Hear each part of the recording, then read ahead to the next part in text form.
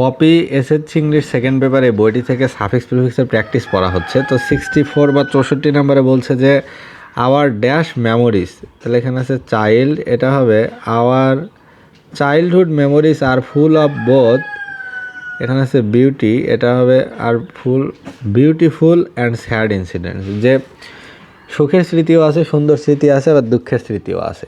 For example, I can dash remember, I can easily remember, আমি খুব সহজভাবে মনে করতে পারি the dash incidents of my school life, the memorable incidents of my school life, আমার জীবনের স্মরণীয় দিনগুলো। Our teachers told us to read, এখানে আছে অ্যাটেন্টিভ, এটা হবে অ্যাটেন্টিভলি, মনোযোগ দিয়ে আমার টিচার আমাদের পড়তে বলতো। ও always try to follow their, এখানে আছে ইনস্ট্রাক্ট, এটা হবে ইনস্ট্রাকশনস, তাদের ইনস্ট্রাকশন ফলো করার চেষ্টা করতাম।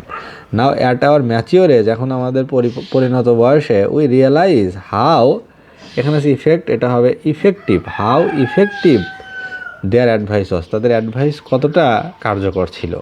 দেয়ার ফর উই আর, এখানে আছে হাই, এটা হবে হাইলি গ্রেটফুল টু দেম, আমরা তাদের কাছে ব্যাপকভাবে কৃতজ্ঞ।